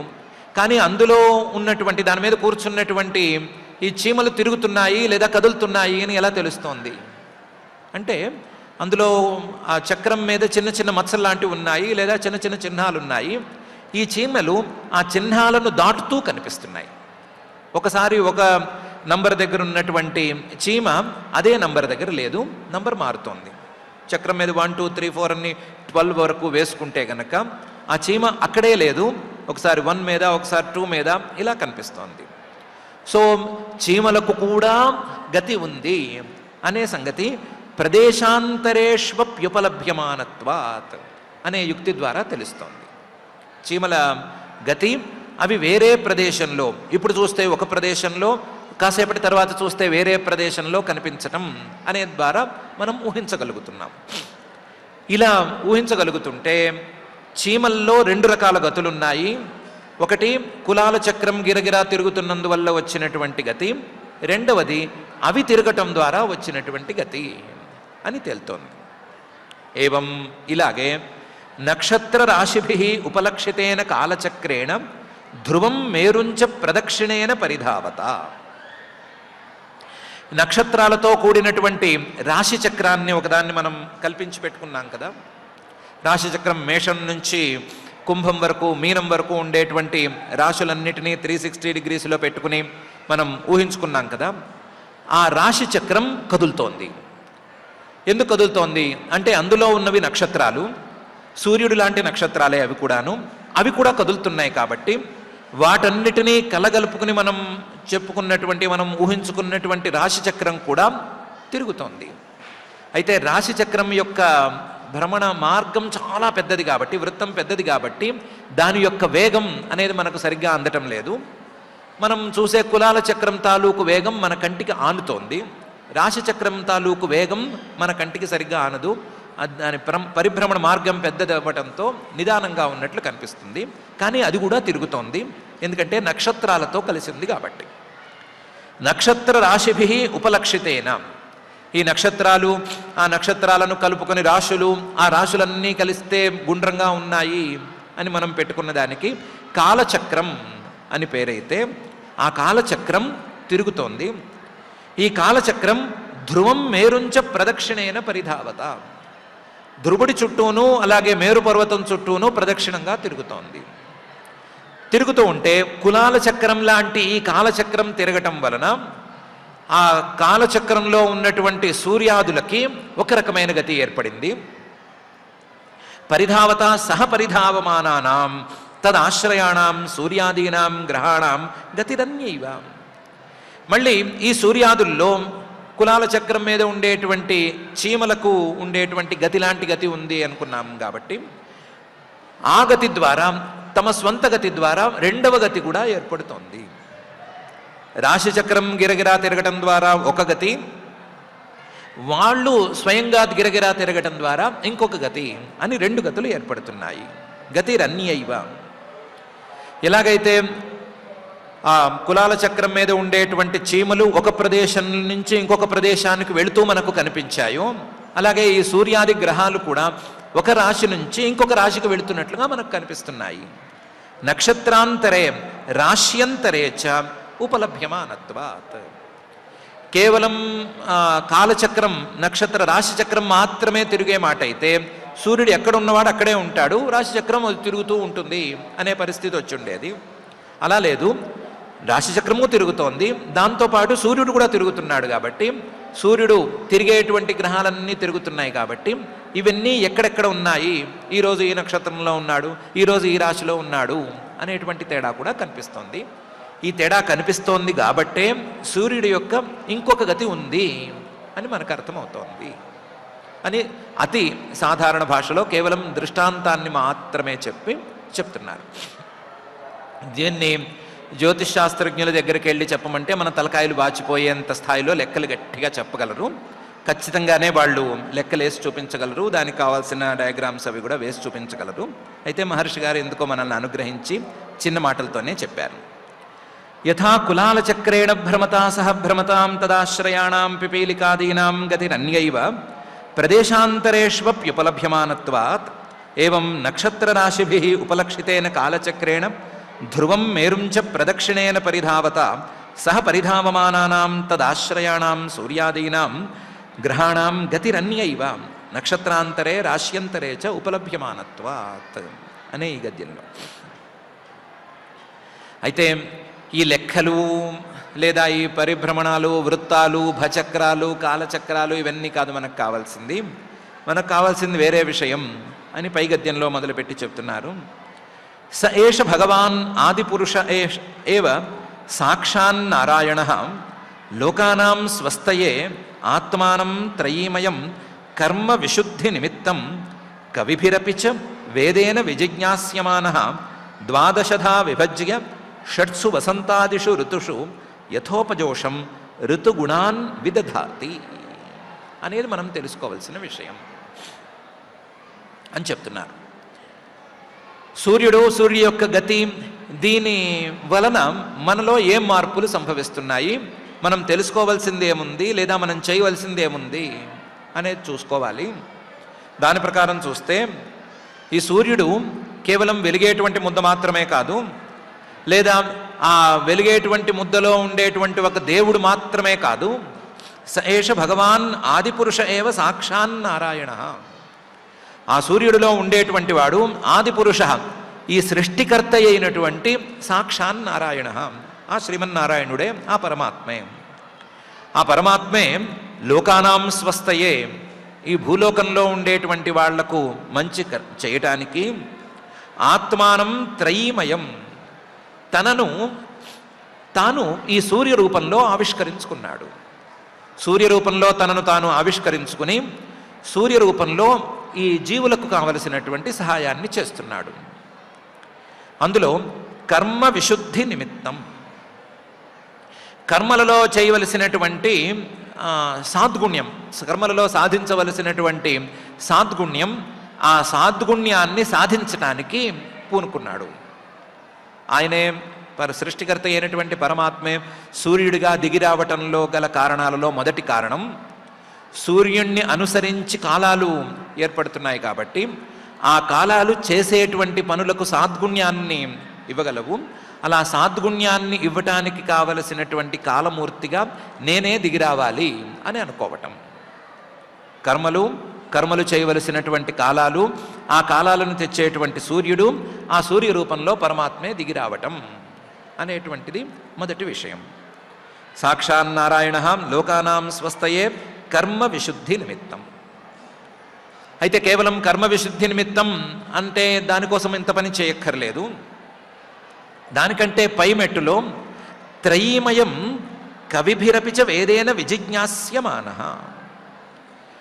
తన యొక్క స్వరూపాన్ని, తన యొక్క రూపాన్ని 3 వేదాలలో ప్రతిపాద్యంగా మార్చుకుని దిగాడు. సూర్యుడిగా తన యొక్క రూపాన్ని 3 వేదాలలోనూ ప్రతిపాద్యంగా ఉండేటట్లు చూసుకుని వేదత్రయ ప్రతిపాద్యంగా సూర్యస్వరూపంలో దిగాడు. లేదా వేదాలనే తన యొక్క రూపాలుగా మార్చుకుని వేదాలనే తన యొక్క కాలాలకు చిహ్నాలుగా మార్చుకుని ఈ సూర్య స్వరూపంలో ఆయన దిగాడు. ఇలా దిగటం ద్వారా వేదాలకు సూర్యుడికి ఉండేటువంటి సంబంధాన్ని మానవులు కనుక్కోగలిగితే ఆ వేద సూర్య సంబంధం ద్వారా కవిభిరపి మేధావులైనటువంటి వాళ్ళు వేదేన విజిజ్ఞాస్యమానః, ఈ వేదాలనే ఆసరాగా చేసుకుని ఈ సూర్యుడు ఎవరు, సూర్యుడిని నడిపించేదెవరు, సూర్యుడితో సహా ప్రపంచాన్ని నడిపించేదెవరు అనేటువంటి ఆలోచనలు చేస్తారు. అలా ఆలోచనలు చేసినప్పుడు సూర్యుడికి పరమాత్మకి ఉండేటువంటి పోలికలు వీటిని బట్టి పరమాత్మను అందుకునేందుకు దారిని చూసుకోగలుగుతారు అనే అభిప్రాయంతో ఆయన సూర్య రూపంలో దిగాడు. మానవులకు కావలసిన సత్కర్మలకు కావలసిన కాలాన్ని ఏర్పరచడానికి మాత్రమే కాకుండా మానవులకు కావలసినటువంటి వైదికమైన జ్ఞానానికి పరమాత్మతత్వ జ్ఞానానికి కావలసిన విధానం కోసం కూడా త్రయీమయుడుగా ఆయనే దిగి వచ్చాడు. వేదేన విజిజ్ఞాస్యమానః. ఈ రెండు మాత్రమే కాకుండా ఎవరైతే ఈ సత్కర్మలతో పెద్దగా పని పెట్టుకోరో, ఎవరైతే అసలు జ్ఞానం వైపే చూడరో అటువంటి వాళ్లకు కూడా ఉపకరించటానికి ద్వాదశధా విభజ్య, ఒక్కొక్క మాసంలోనూ ఒక్కొక్క రూపంలో తనను విడదీసుకుని షట్సు వసంతాదిషు ఋతుషు, 6 ఋతువులలో, వసంతం మొదలైనటువంటి 6 ఋతువులలో యథోపజోషం ఋతుగుణాన్ విదధాతి, ఆయా ఋతువులలో కనిపించేటువంటి మార్పులను ఏర్పాటు చేయడానికి దిగాడు. వసంతకాలంలో కనిపించేటువంటి చెట్లు చిగిర్చటం, పూలు ఆకులు ఇవన్నీ రావటం అనేటువంటి విశేషానికి, అలాగే గ్రీష్మకాలంలో కాయవలసినటువంటి ఎండ, వర్ష ఋతువులో చేయవలసినటువంటి పనులు, అలాగే శర ఋతువు, హేమంత ఋతువు, శిశిర ఋతువు, ఇలా 6 ఋతువులలో ఉండేటువంటి మార్పులు, ఉండవలసినటువంటి మార్పులు, ఋతుగుణాన్, వాటిని తయారు చేయటం కోసం దిగాడు. ఎందుకు అంటే ఈ 3వ రకం వాళ్ళు ఉన్నారు కదా, వాళ్ళు చేసుకున్నటువంటి కర్మలకు ఫలితాలను అనుభవించటానికి లేదా అనుభవింపజేయటానికి. యథోపజోషం, వాళ్ళు ఏవో కర్మలు చేసుకొచ్చారు, ఆ కర్మలకు ఫలితాలను అనుభవించాలి అంటే మార్పు ఉండాలి, జగత్తులో వైచిత్ర్యం ఉండాలి. ఒకే వెలుగు, ఒకే చీకటి, ఒకే వేడి, ఒకే చల్లదనం అనేది సరిపోదు. అందులో రకరకాల మార్పులు ఉండాలి, కాంబినేషన్స్ ఉండాలి, ఎప్పటికప్పుడు ఇంకో దానికోసం ఎదురు చూడవలసినటువంటి పరిస్థితులు ఉండాలి. అలా పరిస్థితులను కల్పించటం కోసం, కర్మ ఫలితాలను అందించటం కోసం ఈ సూర్యనారాయణమూర్తిగా తనను తాను దించుకున్నాడు అని చెప్తున్నారు. స ఏష భగవాన్ ఆదిపురుష ఏవ సాక్షాన్నారాయణ లోకానాం స్వస్థయే ఆత్మానం త్రయీమయం కర్మ విశుద్ధి నిమిత్తం కవిభిరపి చ వేదేన విజిజ్ఞాస్యమానః ద్వాదశధా విభజ్య షట్సు వసంతాదిషు ఋతుషు యథోపజోషం ఋతుగుణాన్ విదధాతి అని శ్రీ శుకుల వారు చెప్తున్నారు. ఇంకా కూడా తమేతం ఇహ పురుషాః త్రయ్యా విద్యయా వర్ణాశ్రమాచారానుపథాః ఉచ్చావచైః కర్మభిః ఆమ్నాతైః యోగ వితానైశ్చ శ్రద్ధయా యజంతః అంజసా శ్రేయః సమధిగచ్చంతి అని తేల్చి చెప్తున్నారు. తమేతం, ఈ సూర్యుడు కేవలం వెలిగే ముద్ద మాత్రమే కాదు, లేదా అందులో ఒక దేవత మాత్రమే ఉంది అనే అర్థము కాదు. అందులో ఆదిపురుషుడైనటువంటి శ్రీమన్నారాయణుడే ప్రవేశించి ఉన్నాడు అనే విషయం తేలింది. కాబట్టి ఇలాంటి సూర్యుణ్ణి ఇహ, ఈ భూలోకంలో ఉండేటువంటి మానవులందరూ పురుషాః త్రయ్యా విద్యయా, వేదం ప్రదర్శించేటువంటి జ్ఞానంతో, వేదంలో ఉండేటువంటి విధానాలతో ఉపాసన చేసుకోవాలి. పురుషాః, ఈ పురుషులేమో వర్ణాశ్రమాచారానుపథాః, ఆయా వర్ణాల వారు ఉన్నారు, ఆయా ఆశ్రమాల వారు ఉన్నారు. వర్ణాల వారికి ఉండేటువంటి ఆచారాలు, వారు చేయవలసినటువంటి కర్మలు అవన్నీ విడివిడిగా ఉన్నాయి. ఆయా ఆశ్రమాల వారు చేయవలసినటువంటి కర్మలన్నీ విడివిడిగా ఉన్నాయి. వాటిని వేదాలు చక్కగా బోధిస్తున్నాయి. వాటిని చక్కగా అనుపథాః, ఆ మార్గంలోకి దిగి ఆచరించుకోవటం అనే తీరులో ఉండాలి. అలా ఉండేటువంటి పురుషులు ఉచ్చావచైః కర్మభిః, ఓ పెద్ద కర్మ కావచ్చు, కర్మ ఒకటేమో పెద్దది కావచ్చు, ఒకటి చిన్న స్థాయి కర్మ కావచ్చు, లేదా ఒకటి చాలా ఎక్కువ కాలం పట్టేది కావచ్చు, ఒకటి తక్కువ కాలంలో పూర్తయ్యేది కావచ్చు. చిన్న పెద్ద అనేటువంటి తేడా లేకుండా ఆమ్నాతై వేదంలో గనక ఉండే మాట అయితే, వేదంలో చెప్పబడినటువంటి కర్మలైతే వాటితో శ్రద్ధయా యజంతః, శ్రద్ధగా ఈ సూర్యుణ్ణి ఉపాసన చేసుకోవాలి. కర్మలతో సూర్యుణ్ణి ఉపాసన చేసుకోవాలి. లేదు మాది ఇంకా పై మార్గము అని అనుకునే మాట అయితే యోగ విధానైశ్చ, యోగ విస్తారాలు ఎన్నెన్నో ఉన్నాయి, యోగాభ్యాసాల్లో ఉండేటువంటి విశేషాలు ఎన్నెన్నో ఉన్నాయి. ఆ విధానాల్లోనైనా సరే శ్రద్ధయా యజంతః, శ్రద్ధగా గనక ఈ సూర్యుడిని ఉపాసన చేసుకునే మాట అయితే, సూర్యుని కర్మ మార్గంలో కానీ యోగ మార్గంలో కానీ ఏ మార్గంలోనైనా సరే ఉపాసన చేసుకునే మాట అయితే అంజస శ్రేయ సమధిగచ్చంతి, వెంటనే తప్పనిసరిగా వాళ్ళు అందుకోవలసినటువంటి శ్రేయస్సును అందుకోగలుగుతారు. ఏ మనిషి అయినా సరే వర్ణాశ్రమ ధర్మంతో సహా పుట్టాడు కాబట్టి ఆ ధర్మాల ప్రకారం సూర్యుణ్ణి ఆరాధించుకున్నటువంటి వాడు ఆ వర్ణాశ్రమ ధర్మాచారానికి తగ్గట్టు ఫలితాన్ని అనుభవించవలసిందే. ఏ మనిషి అయినా సరే పైమెట్టుకి అవకాశం ఉన్నవాడే కాబట్టి పైమెట్టు ఎక్కి యోగ విధానంలో సూర్యుణ్ణి ఆరాధించుకున్నట్లయితే వెంటనే శ్రేయో మార్గాన్ని పొందవలసిందే అని శ్రీ శుకుల వారు ఈ గద్యంలో చెప్తున్నారు. తమేతం ఇహ పురుషాస్త్రయ్యా విద్యయా వర్ణాశ్రమాచారానుపథా ఉచ్చావచై కర్మభి ఆమ్నాతై యోగ వితానైశ్చ శ్రద్ధయా యజంతః అంజసా శ్రేయ సమధిగచ్చంతి అని. శ్రేయస్సమధిగచ్చంతి అని అన్నారు కాబట్టి ఈ శ్రేయస్సు దగ్గర ఆపుకుందాము.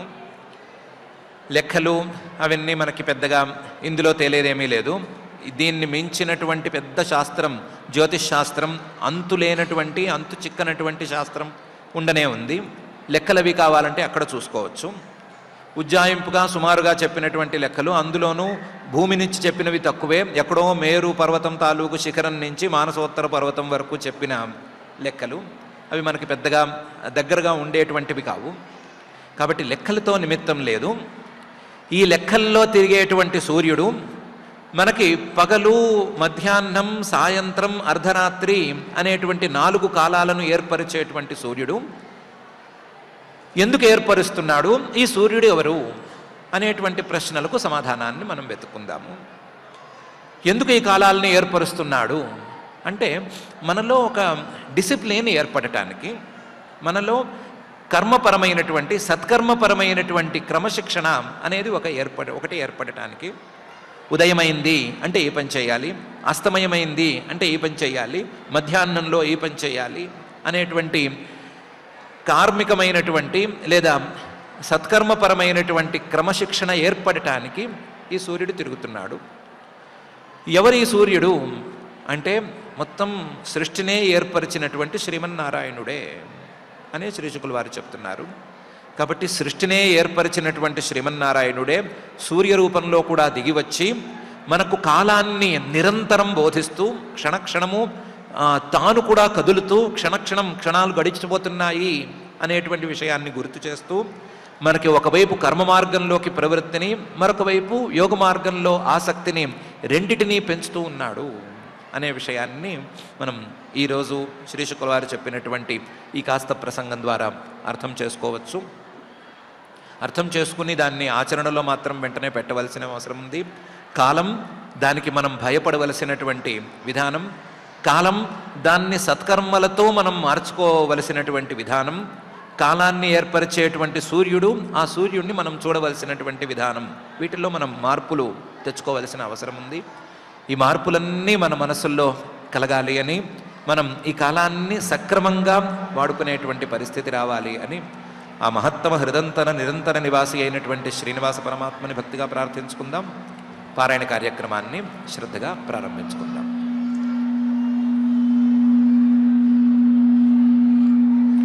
ఓం నమో వెంకటేశాయ.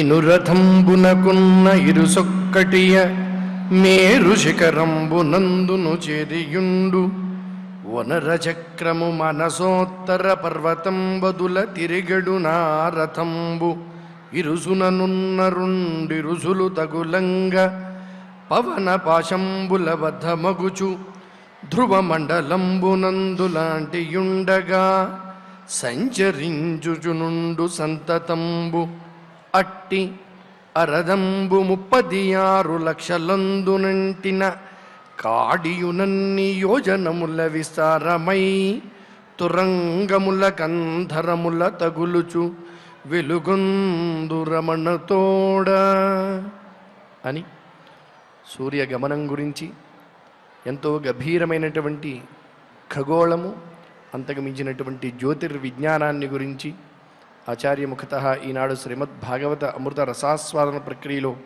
మనం శ్రద్ధగా అధ్యయనం చేశాం. ఆ అంశాలన్నింటినీ కూడా స్మరించుకుంటూ శ్రీమద్భాగవతంలో పంచమ స్కంధంలో 21వ అధ్యాయంలో 8వ గద్య భాగం దగ్గర నుంచి ఆశాంతం, అదేవిధంగా 22వ అధ్యాయంలో కొన్ని గద్య భాగాల్ని మనం ఈనాడు శ్రద్ధగా భక్తితో పారాయణ చేసుకుందాం. అథ శ్రీమద్భాగవతే పారమహంస్యాం సంహితాయాం పంచమస్కంధే ఏకవింశాధ్యాయే గద్యభాగః తత్రత్యానాం దివసమధ్యంగత ఏవ సదాదిత్యః తపతి సవ్యేనాచలం దక్షిణేన కరోతి యత్రోదేతి తస్యః సమాన సూత్ర నిపాతే నిమ్లోచతి యత్ర క్వచన స్యందేనాభిపతతి తస్య హైష సమాన సూత్ర నిపాతే ప్రస్వాపయతి తత్ర గతం న పశ్యంతి ఏతం సమనుపశ్యేరన్ యదా చైంద్రియాః పుర్యాః ప్రచలతే పంచదశ ఘటికాభిః యామ్యాం సపాదకోటిద్వయం యోజనానాం సార్ధద్వాదశలక్షాణి సాధికాని చ ఉపయాతి ఏవం తతో వారుణీం సౌమ్యాం ఐంద్రీంచ పునః తథా అన్యే చ గ్రహాః సోమాదయః నక్షత్రైః సహ జ్యోతిశ్చక్రే సమభ్యుద్యంతి సహవా నిమ్లోచంతి ఏవం ముహూర్తేన 34 యోజనాని అష్టశతాధికాని సౌరో రథః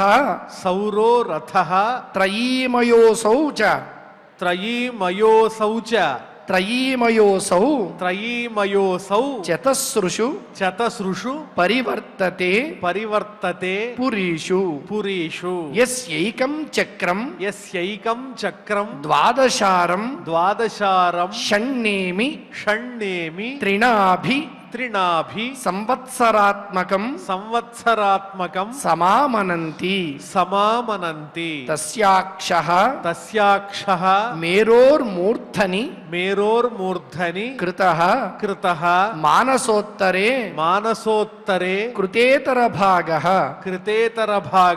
యత్ర ప్రోతం రవిరథచక్రం తైలయంత్ర చక్రవత్ భ్రమన్ మానసోత్తరగిరౌ పరిభ్రమతి తస్మిన్నక్షే కృతమూలః ద్వితీయోక్షః తుర్యమానేన సంమితైః సంమితః సంమితః సంమితః తైలయంత్రాక్షవత్ తైలయంత్రాక్షవత్ ధ్రువే ధ్రువే కృతోపరి భాగః కృతోపరి భాగః రథనీడస్తు రథనీడస్తు షట్త్రింశల్లక్షయోజనాయతః షట్త్రింశల్లక్షయోజనాయతః తత్తురీయభాగ విశాలః తత్తురీయభాగ విశాలః తావాన్ తావాన్ రవిరథయుగః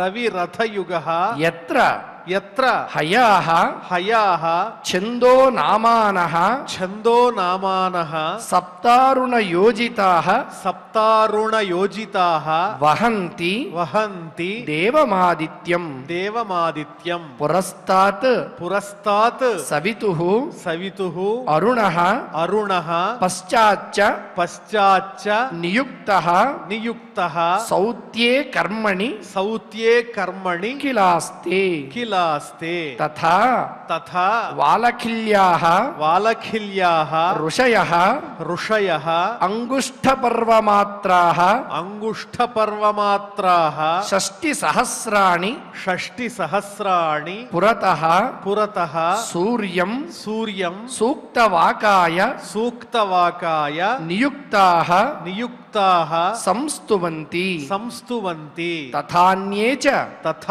చ ఋషయః ఋషయః గంధర్వ గంధర్వ అప్సరసః అప్సరసః నాగాః నాగాః గ్రామణ్యః గ్రామణ్యః యాతుధానాః యాతుధానాః దేవాః దేవాః ఇత్యేకైకశః ఇత్యేకైకశః గణాః గణాః సప్తచతుర్దశ సప్తచతుర్దశ మాసి మాసి మాసి మాసి భగవంతం భగవంతం సూర్యమాత్మానం సూర్యమాత్మానం నానా నామానం నానా నామానం పృథక్ నానా నామానః పృథక్ నానా నామానః పృథక్ కర్మభిః పృథక్ కర్మభిః ద్వంద్వశః ద్వంద్వశః ఉపాసతే ఉపాసతే లక్షోత్తరం లక్షోత్తరం సార్ధనవకోటి సార్ధనవకోటి యోజన యోజన పరిమండలం పరిమండలం భూవలయస్య భూవలయస్య క్షణేన క్షణేన సగవ్యూత్యుత్తరం సగవ్యూత్యుత్తరం ద్విసహస్రయోజనాని ద్విసహస్రయోజనాని సభుంక్తే సభుంక్తే ఇతి ఇతి శ్రీమద్భాగవతే శ్రీమద్భాగవతే పారమహంస్యాం సంహితాయాం పారమహంస్యాం సంహితాయాం పంచమస్కంధే పంచమస్కంధే ఏకవింశోऽధ్యాయః ఏకవింశోऽధ్యాయః అథ అథ శ్రీమద్భాగవతే శ్రీమద్భాగవతే పారమహంస్యాం సంహితాయాం పారమహంస్యాం సంహితాయాం పంచమస్కంధే పంచమస్కంధే ద్వావింశోऽధ్యాయః ద్వావింశోऽధ్యాయః రాజోవాచ రాజోవాచ యదేతద్భగవతః యదేతద్భగవతః ఆదిత్యస్య ఆదిత్యస్య మేరుం మేరుం ధ్రువంచ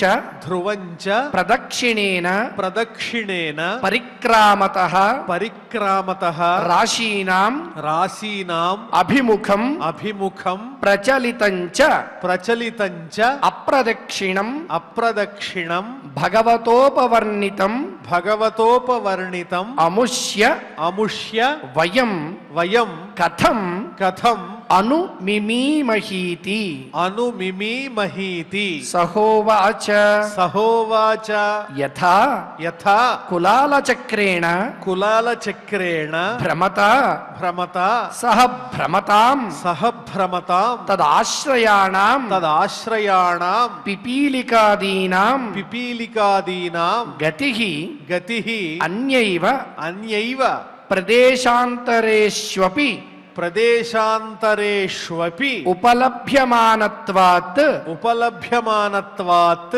ఏవం ఏవం నక్షత్ర రాశిభిః నక్షత్ర రాశిభిః ఉపలక్షితేన ఉపలక్షితేన కాలచక్రేణ కాలచక్రేణ ధ్రువం ధ్రువం మేరుంచ మేరుంచ ప్రదక్షిణేన ప్రదక్షిణేన పరిధావత పరిధావత సహ సహ పరిధావమానానాం పరిధావమానానాం లక్షణానాం తదాశ్రయాణాం సూర్యాదీనాం గ్రహాణాం గతిరన్యైవ నక్షత్రాంతరే రాశ్యంతరే చ ఉపలభ్యమానత్వాత్ స ఏష భగవాన్ ఆదిపురుష ఏవ సాక్షాన్నారాయణః లోకానాం స్వస్థయే ఆత్మానం త్రయీమయం కర్మ విశుద్ధి నిమిత్తం కవిభిరపి చ వేదేన విజిజ్ఞాస్యమానః ద్వాదశధా విభజ్య షట్సు వసంతాదిషు ఋతుషు యథోపజోషం ఋతుగుణాన్ విదధాతి తమేతమిహ పురుషాః త్రయ్యా విద్యయా వర్ణాశ్రమాచారానుపథాః ఉచ్చావచైః కర్మభిః ఆమ్నాతైః యోగ వితానైశ్చ శ్రద్ధయా యజంతః అంజసా శ్రేయః సమధిగచ్చంతి ఇతి శ్రీమద్భాగవతే పారమహంస్యాం సంహితాయాం పంచమస్కంధే ద్వావింశాధ్యాయే గద్యభాగః. ఓం నమో వెంకటేశాయ. భగవంతుడు ఎక్కడున్నాడు? కంటికి కనిపించడు. అసలు ఉన్నాడా లేదా? ఇవన్నీ కల్పితములా? భగవంతుడిని నేను ప్రత్యక్షంగా చూడాలి అని ఆలోచించే వాళ్ళకి, ప్రశ్నించే వాళ్ళకి, తపన పడే వాళ్ళకి అందరికీ కూడా ప్రత్యక్షంగా కనిపించే పరమాత్మ సూర్య భగవానుడు కంటి ముందే కనిపిస్తుంటాడు. అనంతమైన తన శక్తితో లోకాలన్నీ ప్రకాశింపజేస్తూ ఉంటాడు.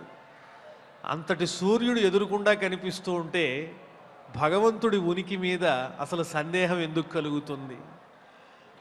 ప్రత్యక్ష దైవమైనటువంటి ఆ సూర్య భగవానుని దివ్య లీలా విలాసములన్నింటినీ ఈనాడు చక్కగా ఆచార్యుల వారి ప్రవచనంలో మనం శ్రవణం చేశాం. అవన్నీ స్మరించుకుంటూ అందరం కలిసి క్షమా ప్రార్థనాదులు పలుకుదాం. అథ క్షమా ప్రార్థనా. యదక్షరపదభ్రష్టం మాత్రాహీనం చ యద్భవేత్ తత్సర్వం క్షమ్యతాం దేవ నారాయణ నమోస్తుతే. అథ భగవత్సమర్పణం కాయేన వాచా మనసేంద్రియైర్వా బుద్ధ్యాత్మనా వా ప్రకృతే స్వభావాత్ కరోమి యద్యత్ సకలం పరస్మై నారాయణాయేతి సమర్పయామి. అథ లోకక్షేమ ప్రార్థనా. సర్వే భవంతు సుఖినః సర్వే సంతు నిరామయాః సర్వే భద్రాణి పశ్యంతు మా కశ్చిద్ దుఃఖభాగ్ భవేత్. అథ మంగళం శ్రియః కాంతాయ కళ్యాణ నిధయేర్థినాం శ్రీవేంకటనివాసాయ శ్రీనివాసాయ మంగళం. ఓం నమో వెంకటేశాయ.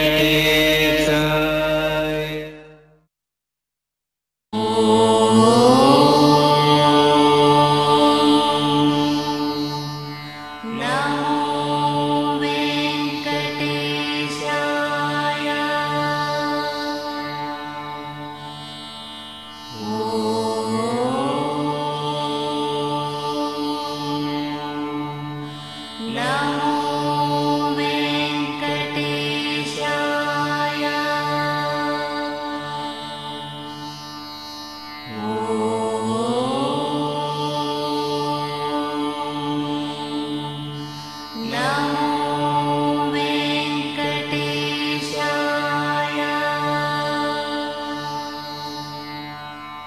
ఓం